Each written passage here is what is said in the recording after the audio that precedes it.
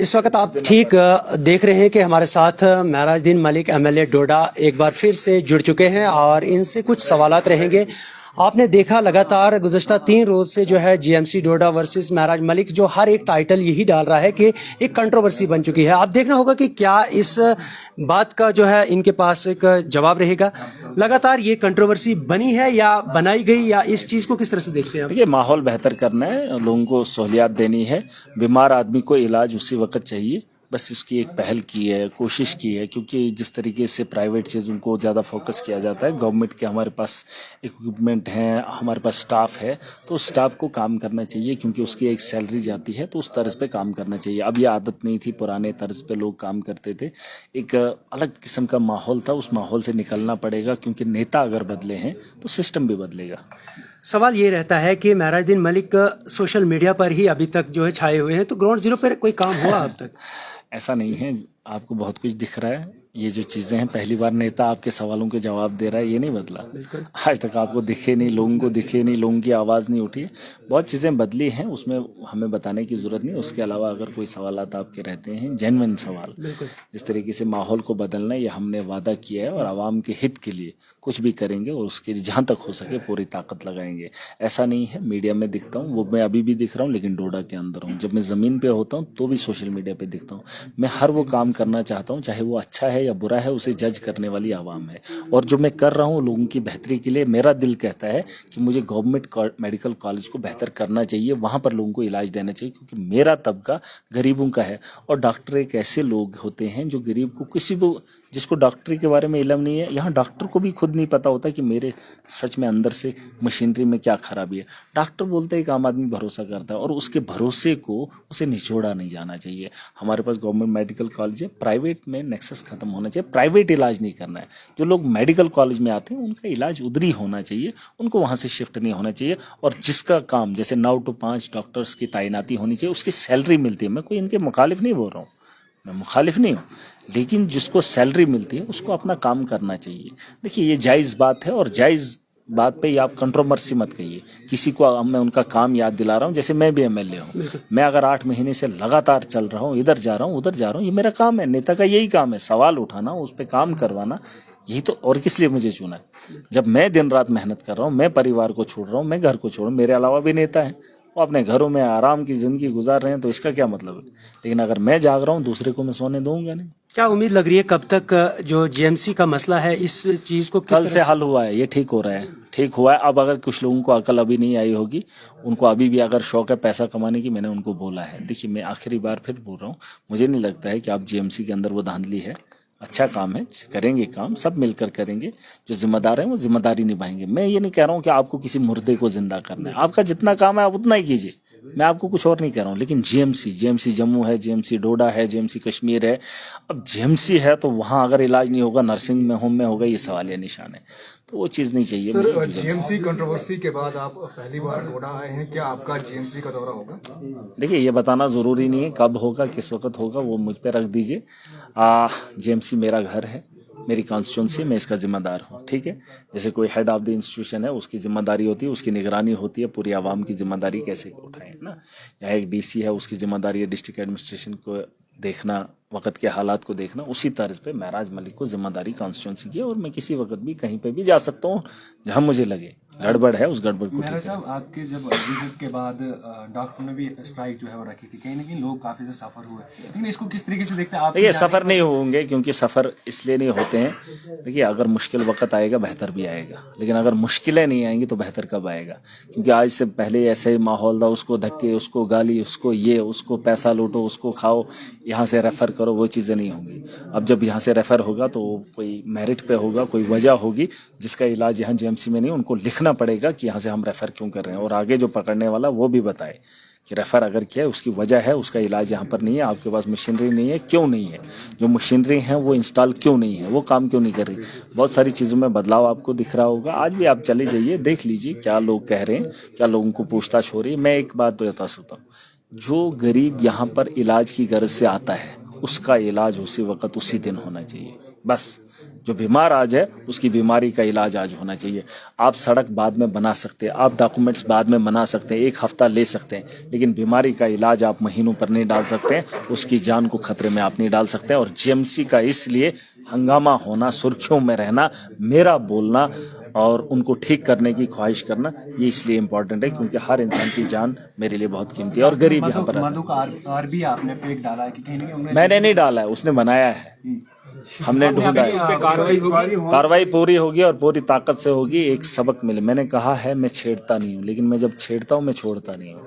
और आप देखेंगे आने वाले कल में बहुत सारे लोग, जब अड्डे का मामला था आप भी कहते थे क्या होगा, आप पता है क्या हुआ। देखिए वक्त लगता है, इंक्वायरी, ये लोग ऐसे ही हैं क्योंकि ये माफिया है और माफिया छोटे से लेकर ऊपर तक है। अभी इनको तकलीफ हो रही है कि जम्मू कश्मीर के अंदर एक आदमी बोल रहा है, अभी लोगों को समझ आ रही है कि वोट क्यों देना है, वोट देना है लोगों की बेहतरी के। इसमें बीजेपी आगे आ जाए, शक्ति परिहार आ जाए, दिलीप सिंह परिहार आए या एलओपी साहब आए, क्यों नहीं आएंगे। अरे हॉस्टल के अंदर गरीबों का इलाज नहीं कराना, बस गरीबों के घर में जाकर 500 रुपए का नोट थमाकर या साड़ी देकर, शराब की बोतल देकर वोट लेना है, वोट की ताकत से फिर नेता बनना है। अरे उसी शराब के साथ जब वो बीमार होता है तो उसके इलाज के लिए डॉक्टर को यहाँ तैनात नहीं करना। शराब तो एक बार पिला देते हो, वोट तो एक बार ले लेते हो, लेकिन जिस माँ के पेट में बच्चा होता है उसको जन्म देने के लिए उसको 25,000, 30,000, 40,000 है ना, उसके बजट कौन करेगा। महराज हर महाज पे गरीब के फायदे के लिए काम करेगा और पूरी ताकत से करेगा। और जो लोग इन चोरों का साथ देते हैं वो सुन ले, ये वही लोग हैं जो तुम्हें आज तक लूटते थे। सियासत का गलत मतलब आपको पता था, पहली बार लोगों को पता चलेगा कि राजनीति होती क्या है, जो लोगों के लिए हो। वरना मैं भी एमएलए बन गया हूँ, सैलरी है, एमएलए है, ठप्पा लग गया, फिर क्या हुआ। लेकिन अब भी आवाम के लिए हूँ, तब भी आवाम के लिए था। महराज साहब, जिस तरह से लोग कहते हैं कि महराज साहब के जो काम है बहुत अच्छे हैं, लेकिन तर्ज जो है वो ठीक नहीं है। आप किसी दफ्तर में गए हैं, सुन लीजिए मेरी बात। जिस तरह से डोडा के बहुत सारे लोग कहते हैं, सिविल सोसाइटी के लोग कहते हैं, अगर वो हमसे मिलते फिर मिल बैठ के जो है, वो कौन है आज तक उन्हीं के पास था। सुन लीजिए, मुझे उनकी बात मत बताइए, वो कौन लोग हैं, दलाल हैं, दलगी करेंगे, आवाम का खून चूसेंगे। उनको लगता है हम लोग बड़े हैं, क्या बड़े हैं, उनको आज तक पता नहीं है वोट क्यों देना है, किसको देना है। बस शहर हो गया, गांव हो गया। अरे मैंने कहा है मैं गांव का नहीं हूं, मैं इस दुनिया में जन्म लिया और मेरा वजूद आज है दुनिया के अंदर। मुझे तो मोदी के शहर से भी बुलावा आया है। अब ये बोलेंगे नहीं गुजरात क्यों जाएगा। उसमें भी कह रहे हैं कि इलेक्शन के ट्रेंड को वहां पे वोट उनसे सलाह ना मुझे लेनी है, ना मुझे उनकी जरूरत है, मुझे उनकी जरूरत नहीं है। मुझे उनकी सलाह मत दीजिए, ना उनसे मुझे बात करनी है। मेरे अंडर सिस्टम है, इस वक्त कंट्रोल महराज करेगा, बस सिंपल। वो यहाँ के दादे नहीं है, वो यहाँ की जागीर उसको ना समझे। महराज के अंडर है, महराज की कॉन्स्टिट्यूंसी 5 साल पत्ता भी मेरी मर्जी के बगैर नहीं हिलेगा। और जो जिसका काम है उसको करना पड़ेगा, वरना कॉन्स्टिट्यूंसी से निकलना पड़ेगा। जिसको बनता है निकल जाइए। जिस तरीके से वर्क सस्पेंड था 1 दिन का, तो पर्चियां कम से कम 5,000 उस पर कार्रवाई कर रहे हैं। मैंने चिट्ठी लिखी है, उस पर भी कार्रवाई होगी। ऐसे हम ढीला नहीं छोड़ेंगे, इनको जहां मर्जी आएगी जिसको घसीट कर अंदर डालेंगे। और आपने जहां तक कहा तमीज की बात, मुझे एक बात बता दीजिए, बुजुर्ग लोग जब इन दफ्तरों के चक्कर काटते हैं, एक सिंपल सी बात है, जैसे दुकान के अंदर सौदा लाने कोई छोटा जाए या बड़ा जाए, पता है आपको, चाहे वो हिंदू जाए या मुसलमान जाए, बेचने वाला कौन भी है उसको फर्क नहीं पड़ता, लेने वाला कौन है उससे फर्क नहीं पड़ता, बस वो उस चीज को बेचना चाहता है। मैं वही चाहता हूं कि हॉस्टल के अंदर कौन जाए उसका इलाज होना चाहिए, मुझे वो तर्ज नहीं चाहिए। और दफ्तर के अंदर कोई भी जाए काम, और उसके दुकानदार पता कौन है, यहाँ डीसी एक दुकानदार है, यहाँ एक एसडीएम है, यहाँ एक तहसीलदार है, यहाँ एसीडी है, यहाँ ये लोग क्या बोलते हैं इनको, प्रिंसिपल है, इनकी दुकान है। बाकी जैसे आपको कोई खाने की चीज खरीदनी है, आप एक से नहीं दूसरे से खरीद सकते हो, लेकिन कुछ चीजें ऐसी हैं जो सरकार के ठप्पे के बिना नहीं है, जिनके जिम्मेदार ये हैं, और ये उस दुकान से बेच सकते हैं। वो चीजें बेचने के लिए इनको रखा है, लेकिन उस चीज का दाम ये अपनी मर्जी से बढ़ाते हैं, अपनी मर्जी लगता है इसको देना है कि नहीं देना है। बात ये नहीं, अगर ये चीजें कहीं और मिलती तो लोग कहीं और से खरीदारी करते। ये वो लोग हैं जो उस चीज को बेचना ही नहीं चाहते हैं, वो गवर्नमेंट खजाने में जमा करना चाहते हैं। मैं चाहता हूं कि जो आदमी है और अगर उसकी चीज वहां पर पड़ी है तो वो उसे उस दफ्तर से मिले, क्योंकि ये दुकानें बहुत कम हैं। जैसे मैंने कहा, डीसी है, एसडीएम है, तहसीलदार है, एसडीपीओ है, एसएसपी है, जो चीजें ये दे सकते हैं वो किसी और जगह पे नहीं मिल सकता, और इसी जगह से। लेकिन उन चीजों की अगर कीमत मेरे गरीब को देनी पड़े तो मैं बर्दाश्त नहीं करूंगा। अगर उनको बनाया गया है कि आपने ये देखना है, इसका ये हकदार है, तो दे दो, तो चुपचाप दे दो। जैसे एक दुकानदार, मैंने कहा, बच्चा जाए या बूढ़ा जाए, हिंदू जाए या मुसलमान जाए, उसको पैसे से मतलब है, उसको चीज बेचने से मतलब है। वो ये नहीं देखता है खरीदने वाला कौन है, वो उस वक्त नहीं पूछता, वो तो चाहता है मेरे से जितना माल निकले तो निकले। यही बात इनकी, इनको सैलरी मिलती है, उसको कमीशन मिलती है, इनको सैलरी मिलती है। इनको सैलरी इस बात की मिलती है कि आपको लोगों के काम करने, ताकि लोगों को मुश्किल ना आए। और अगर लोगों को मुश्किलों में डालेंगे तो यकीनन महराज आपको खड़ा दिखेगा। और ये कोई आम बात नहीं है, ना आज तक नेताओं ने बोली है और ना बोलेंगे। ये एक ऐसा ब्रांड है, मैं ऐसा आदमी हूं जो मैं बोल रहा हूं। पता कर लेना, आज तक किसी नेता ने बोला। मैं जानता हूं, मैं जमीन से लेकर ऊपर तक जानता हूं कि इन लोगों की सोच क्या है और इस चीज को ठीक कैसे किया जा सकता है। अगर एक दौर था, एक वर्ग था, वो खत्म हो गया। आज मेरा दौर है, आज मेरी जिम्मेदारी सर, है। क्या आज सिस्टम इसी डिपार्टमेंट में है कि बाकी वो मैंने बोल दिया आपको, समझदार है, इशारा काफी है। अब ये आहिस्ता आहिस्ता ये सारी चीजें मुमकिन है। अब एकदम से मेरी वो आवाम अभी सक्षम नहीं है, अभी आहिस्ता आहिस्ता जाग रही है। जिस दिन आवाम जाग जाएगी, कब पूरा होगा? देखिए, पूरा करने के लिए मैंने सीएम साहब से बात किया। अगर आप चाहे कोई ये यहाँ के एनसी शंसी फलान टीम, इनको पता करना होगा। मैंने सकीना मैडम से भी बात की और पूरे जम्मू कश्मीर के लिए अगर उस चीज़ पे ठप्पा लग गया, मैंने एक फाइल बनाकर भेजी है, अगर उस चीज़ पे मोहर लग गई, आपको हेल्थ के निज़ाम में कमी नहीं दिखेगी। आपको कोई भी गवर्नमेंट हॉस्पिटल से मायूस अकेला या डेटा लेकर नहीं जाता दिखेगा। सुन तो लीजिए, उसके लिए सरकार को मैंने वो सारी चीजें दी हैं, फाइल बनाकर दी है। बस सरकार की देरी है, मैडम की देरी है। अगर उस पर ठप्पा लगा रही है, अगर वीडियो बनाकर उन तक पहुंचा सकते हो तो उन्हें बता दो। जो फाइल हमने आपके पास दी है उससे मेरे आवाम का अजाला हो सकता है। पूरे जम्मू कश्मीर के अंदर हेल्थ के निज़ाम में बेहतरी हो सकती है। उसकी कोशिश मैंने 2 महीने से की और जिसमें 2 बार मैं मैडम से भी मिला हूं उसी मसले को लेकर। जैसे आपने कहा, स्टाफ कैसे पूरा होगा, लोगों का इलाज कैसे होगा, मशीनरी भी आएगी और मैन पावर भी आएगी, लोगों को बेहतर इलाज भी सर, एक मिलेगा। सवाल रहेगा, कहा जाता है कि 8 से 9 महीने हो गए हैं, महराज मलिक एमएलए डोडा जो है वो बेबाकी से बात करते हैं, लेकिन जमीनी सतह पे देखने को कुछ अभी तक नहीं मिल रहा है। कुछ लोगों का ये कहना है। इस सवाल से आपका क्या कहना? और एक और सवाल के कुछ ये भी बातें सामने आ रही हैं कि जब ऑनरेबल एमएलए बात करते हैं तो वो हर शख्स को कहते हैं ये करप्ट है या डिपार्टमेंट गलत है। तो क्या सारे डिपार्टमेंट गलत हैं या कहीं भी कुछ भी कोई कमी आपको दिखती है? देखिए, डिपार्टमेंट गलत नहीं होता, इंसान की नीयत में खोट होती है। वो अपना काम ईमानदारी से नहीं करना चाहता है। जिसको दुनिया की हवस लगी होती है, वो किसी भी मुकाम पे आप उसे भेज दीजिए, वो वहां पे भी चोरी करेगा। काबे में भेज दीजिए या कहीं पे भी भेज दीजिए, उसे कोई फर्क नहीं पड़ता है। वो हज करके आया है, अगर चोर है, उसको आदत है चोरी की, उसको नहीं छोड़ना, वो नहीं छोड़ेगा। ये डिपार्टमेंट चोर नहीं होता, इंसान की सोच चोर होती है। वो अपने परिवार को गरीब के खून से पालना चाहता है। करप्शन घूस खाकर जो है उसको दर्द को नहीं समझता है, उसको लूट कर जो है उसके दर्द का इलाज करना चाहता है। ये वो लोग हैं जो लूटते हैं।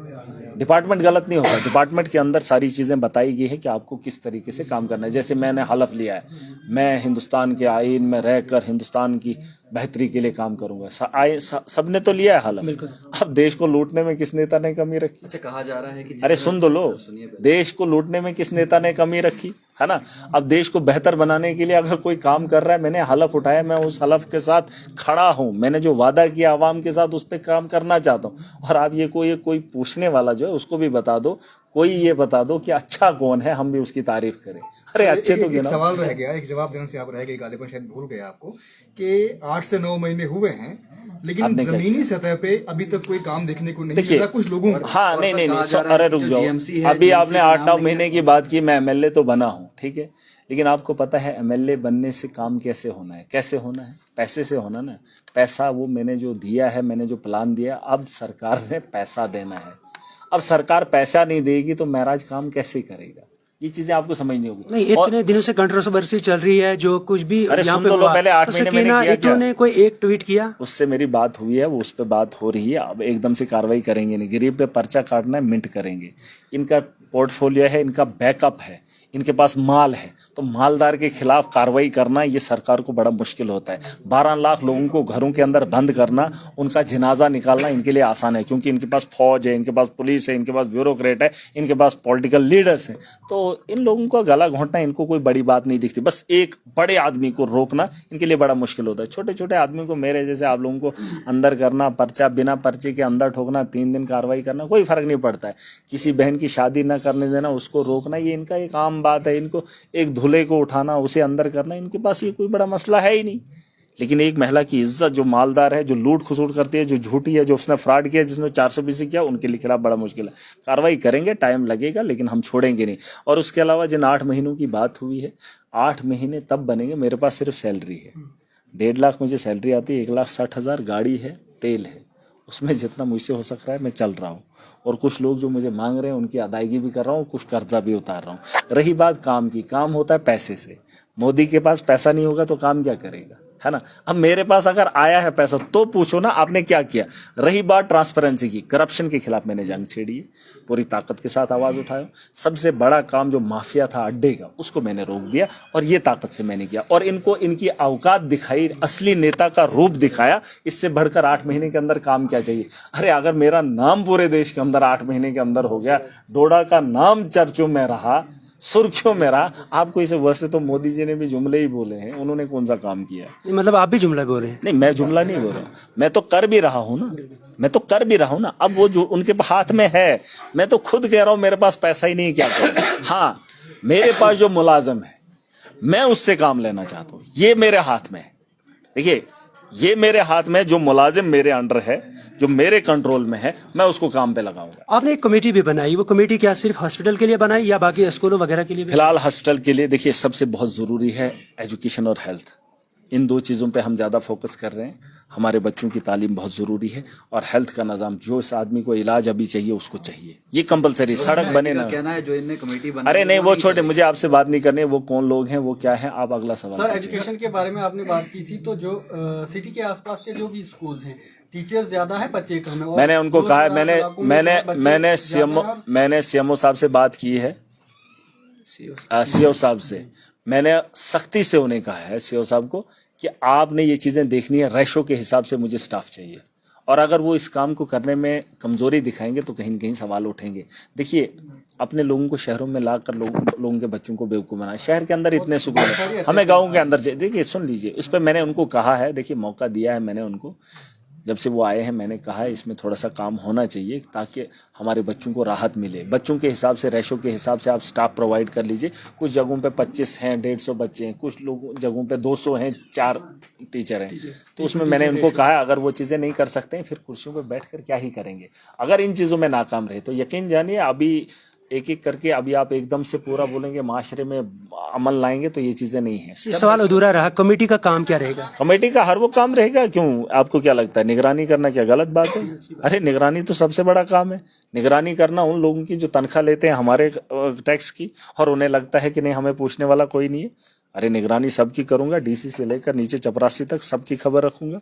और जो बिना मतलब के कहीं घूमेगा, ड्यूटी नहीं करेगा तो सैलरी काटूंगा। सर, ओपीडी में अभी भी ये लोग जो है 3-3 घंटे जो है पर्ची काटने के लिए वेट करते हैं। 8 महीने पहले जब आप जीते उस वक्त आपने कहा कि यहाँ पर इसमें लाएंगे सुधार। अभी भी इसकी बात की शिकायत है जी, क्या शिकायत आ रही है? वहाँ पर जो 3-3, 4-4 घंटे लोगों को जो कब है की वो बात है? आज की भी वाला बात है, पर्ची पर्ची काटने काटने वाली के वहाँ पर कम है। चलिए आपने मैं कहा देखता था हूँ, उन्हें बढ़ाया अगर ये जाएगा। सुन रहे हैं, बहुत लगे सारे लोग सुन रहे हैं, अगर 3-3 घंटे एक आदमी को और साथ में जो डॉक्टर्स हैं वो 2 बजे ओपीडी से जो है निकल जाते हैं। देखिए, इनको 9 to 5 बैठना है, ये मेरी एक गुजारिश जबकि 10:30 बजे सुन लीजिए। हाँ, ये देखिए, इसमें आप लोगों की जिम्मेदारी है। आप एक काम कीजिए, डॉक्टर का पीछा उसके घर से कीजिए, ठीक है? जहां उसका डेरा है वहां चले जाइए। देखिए, ये आपकी भी जिम्मेदारी। मुझ पे मत एहसान रखिए कि मैं आऊंगा फिर देखूंगा फिर ओपीडी चलेगी। जो डॉक्टर आपको जहां दिखता है वीडियो बना लीजिए, लाइव चढ़ा दीजिए। आपको क्या, वो क्या करेंगे? एक तो वो हराम खाएंगे, ड्यूटी नहीं करेंगे, और आपको वीडियो भी बनानी नहीं आएगी। क्लिनिक पे बैठा है, क्लिनिक पे उसी वक्त लाइव, उसी वक्त 10 to 5, 9 to 5 मुझे वो डॉक्टर चाहिए। अगर आपको हिरता फिरता कहीं दिखता है, देखिए ये बात मैं लोगों को बता रहा हूं, मुझ पे एहसान मत रखिए। मैं आपके लिए कर रहा हूं और आपको खुद के लिए भी करना बहुत जरूरी है। मैं डोडा के अंदर हर वक्त नहीं रह सकता हूं। आपको कहीं डॉक्टर दिखता है गली के अंदर, वीडियो बना लीजिए। बिना मतलब के चल रहा है आप वीडियो, क्योंकि उसको पर दिन के 3,000 या 5,000 तनख्वाह है, और 5,000 में वो गलियां घूमेगा, क्लिनिक चलाएगा, और आप देखेंगे नहीं वो फलाना आदमी वहां पर था। उसके घर तक पीछा करो, उसकी सीआईडी रखो, चाहे वो इस किस्म का मुलाजिम है, डॉक्टर या कोई और मुलाजिम है। अगर आप मुझे कॉपरेट नहीं करोगे, मुझे कैसे पता चलेगा? आप सबूत इकट्ठे कीजिए। और अगर आप मुझे सबूत इकट्ठे करके नहीं देंगे तो मैं अकेला ऐसे नहीं लड़ूंगा। और अगर लोग मुझे सुन रहे हैं, अगर चाहते हो आप बदलाव आए, तो जहन्नुम तक उनका पीछा करना पड़ेगा। उनको सोने मत दो। जिस तरीके से मैं उनके खिलाफ हूं, पूरी आवाम एक होकर करे। अरे उनको काम करना है, या तो नौकरी छोड़ेंगे, हमारे पास एमबीबीएस नए तैयार होंगे। अरे नौकरियां वैसे मिल भी कहाँ रही है, हमारे पास वेल ट्रेंड बच्चे हैं, मौका देंगे उनको, और सरकार से हम काम करवाएंगे। मान के चलिए कोविड से अगर कुछ लोग मर जाएंगे, फिर क्या दुनिया छोड़ देंगे? अरे चलाना है इसको, लेकिन आपको भी अपना काम करेंगे। आप करेंगे जब आपको डॉक्टर दिखे उसकी वीडियो बना लेना। बनाएंगे आप?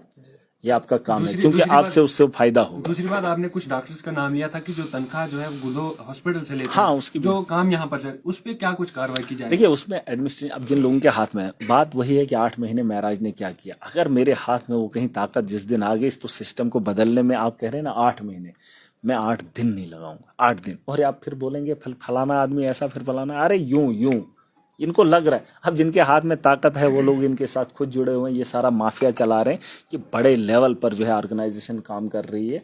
ये लोगों को राहत देने के लिए नहीं, ये लोगों को लूटने का तरीके ढूंढ रहे हैं। और जो तरीका ये भी है, ये काम तरीका है। दवाइयां गवर्नमेंट बोल रही है हमने दवाइयां वो दी, जन औषधि पता नहीं क्या क्या, ऊपर से ये प्राइवेट बेच रहे हैं अपनी क्लिनिकें खोल के, अपनी दवाइयों की दुकानें खोल के, है ना। ये चीजें, ये जो माफिया है ना, एक तरफ से लोगों को धोखा दिया जा रहा है, दूसरी तरफ से लूटा जा रहा है। यही चीजें आपको देखनी पड़ेंगी। लेकिन मीडिया का काम रहेगा, एक आम आदमी का काम रहेगा। जिसके पास मोबाइल है, 5G 4G, जिसको इंटरनेट चलाना आता है, फेसबुक, सोशल मीडिया, कुछ भी, बस इन लोगों पे निगरानी रखो। चाहे वो कोई भी मुलाजिम है, अगर बिना मतलब के वो देखिए, मजदूर को आप आधा दिन अगर काम करने देंगे तो आधे दिन की सैलरी देंगे, आधे दिन का वो उसको पैसा देंगे। लेकिन वहीं मुलाजिम को कोई पूछने वाला नहीं, और हजारों का रुपया लेने वाला, और हमारे भविष्य के साथ खेलने वाला। और अगर हम इसका हिस्सा बन रहे हैं, सबसे बड़े गुनाहगार हम हैं, जो उनको देख कर भी अनदेखा कर रहे हैं। अगर मैं एक आदमी इतनी आवाज उठा रहा हूं, आपका भी फर्ज बनता है, मैं आपके लिए लड़ रहा हूं, आपको अपने लिए लड़ना पड़ेगा। और मैं चाहूंगा कि कल से मुझे वीडियोज आना शुरू हो जाएं, टैग महराज मलिक, हैशटैग करिए, @ कीजिए, ट्विटर पे ट्वीट कीजिए, टाइम के साथ डाल दीजिए। आज वो स्नैपचैट भी है ना, उसमें टाइम आता है, यूं जूम करके, है ना, सीधा आएगा फलाना आदमी, आप उसकी पहचान करा दीजिए, टाइम के साथ उठा लीजिए। बाकी कार्रवाई हम करेंगे। और एडमिनिस्ट्रेशन को मैं बताना चाहूंगा, डीसी डोडा भी है, उसको कार्रवाई करनी पड़ेगी, प्रिंसिपल को कार्रवाई करनी पड़ेगी। अगर ये लोग नहीं करेंगे, हमारे मुस्तकबिल के लिए खड़े नहीं होंगे, तो यकीन जानिए आवाम इनके खिलाफ खड़ा होने में 1 मिनट नहीं लगाएगी। अगर आप सिस्टम को बेहतर नहीं कर सकते हो हमारे लिए, तो हम आपको सिस्टम में ज्यादा देर बैठने नहीं देंगे। मलिक साहब, तर्ज गुफ्तार की अगर हम बात करें, जिस तरह से आप बात करते हैं, यही बातें आप शांति से भी बता सकते हैं, यही बातें आप मेरे तेजी से भी बता अलावा रहे आप एक काम कीजिए, मैं मुंह ही ना खोलूं, 2 दिन में आप लोगों को दे देता हूं। आप चले जाइए ना, इन लोगों को समझाओ जिसको समझाना है अपने तर्ज पे। मेरे अलावा तो आज तक इनको प्यार से भी शायद बोला होगा। अरे गरीब आदमी जब दफ्तर में जाता है ना, उसको धक्के देते हैं, उसको गाली देते हैं, उसको महीनों की डेट दी जाती है। जो उसका हकदार उसी वक्त होता है, उसको महीनों निकालने पड़ते हैं। और वो इनको लगता है 30-30 किलोमीटर, 60-60 किलोमीटर उनके दफ्तर में आए। साहिब कहाँ है? फिर साहिब दरवाजा ना खोले, और फिर आपको लगता है कि एक लीडर जिसको आवाम का रहबर बनाया हो, फिर वो उनकी बेइज्जती अपने गरीबों पे, अपने मजलूमों पे जानते हुए, फिर उनकी इज्जत को हम थोड़ा सा उतार दे दें, हैं? तोल दे दूं मैं? अरे मैंने कहा, जो मेरे मजलूम की इज्जत नहीं करेगा, महराज उसको बेइज्जत करने में कभी कमी नहीं छोड़ेगा। सर, क्या बात है कि जब भी आप कोई बात करते हैं, आपके मुंह से आप आग बगोला हो जाते हैं, लेकिन फिर भी कहीं न कहीं देखा जाता है FIRs भी लगती हैं। क्या आपको इस बात की परवाह नहीं है कि मेरे ऊपर FIRs लग रही है? दुनिया का दस्तूर है, आना जाना, ऐसे भी घास के ऊपर लोगों को पर्चे लगी रही। अपने भाइयों के खिलाफ कार्रवाइयां करते करते लोग थक गए। मतलब छोटी सी बात को मनवाने के लिए कोर्ट कचहरियों के चक्कर काटते हैं। मैं तो दुनिया के लिए जी रहा हूँ, इंसानियत के लिए खड़ा हूँ, बड़ी बड़ी ताकतों के खिलाफ खड़ा हूँ। मुझे तो शौक है ये, मैं इंसानियत के लिए काम करूंगा। इस चीज से ये डराएंगे, आपको डरना नहीं है। और ये सिर्फ मेरी बात नहीं है, मैं चाहता हूं कोई ना डरे, कोई ना डरे। जुल्म के खिलाफ आवाज उठा लो, क्योंकि जालिम आपको दबाने की पूरी कोशिश करेगा जिस तरीके से कर रहे हैं। लेकिन मैं दबा नहीं हूं, मैं उठ आया हूं, मैं निकल आया हूं। मेरी आवाज को ये लोग दबा नहीं सकते हैं, और मैं इनका आईना पूरी दुनिया को दिखा सकता हूं। मैं गली का कोई खेलने वाला बच्चा नहीं हूं, क्योंकि तुम्हारा नंगा नाच मैं दुनिया को दिखाऊंगा, और तुम्हें दुनिया के किसी भी कोने में जाने से पहले मेरी बात का जवाब देना होगा। इस भरम में ना रहे। अब महराज वो ताकत रखता है कि अगर तुम्हारे खिलाफ खड़ा हो गया तो तुम्हें देश के अंदर पूरी दुनिया जानेगी और थूकेगी। आपको क्या लगता है मैं गली में बैठा हुआ एक बच्चा हूं? ऐसा नहीं है। मेरी बात मुझे रोकने से पहले अपनी इज्जत के बारे में सोच लेना, बस ये मेरा कहना है। बेहतर यही होगा, हम जो बोलते हैं कर लीजिए, हम गलत नहीं बोलेंगे। देखिए एक चीज हमारा एक जिंदगी का उसूल है, हम कभी भी किसी भी एडमिनिस्ट्रेटर को गलत करने के लिए कभी नहीं उकसाएंगे, कभी नहीं डराएंगे, कभी नहीं धमकाएंगे, लेकिन अगर वो गलत करेगा तो उसे रोकने के लिए पूरी ताकत लगाएंगे। ये हमारा एक उसूल है। एमजी नरेगा और कैपेक्स की अगर बात की चलिए नाज़रीन, आप देख रहे थे इस वक्त हमारे साथ लाइव बराह रास्त जो थे महराजुद्दीन मलिक एमएलए डोडा, और कंट्रोवर्सी लगातार जो जीएमसी डोडा और महराजुद्दीन मलिक की चल रही थी उस पर उन्होंने बेबाकी से बात की और कहा कि हम जो है इस मसले को जो है सुलझा गए हैं और जो कुछ आगे आने वाले वक्त में होगा वो भी आप तक जरूर पहुंचाएंगे। फिलहाल इस वक्त हमारे साथ बराह रास्त जुड़े हुए थे। आपका क्या कुछ कहना, आप भी जरूर कमेंट बॉक्स में अपनी राय दे सकते हैं। मुझे दीजिए इजाजत, अल्लाह हाफिज।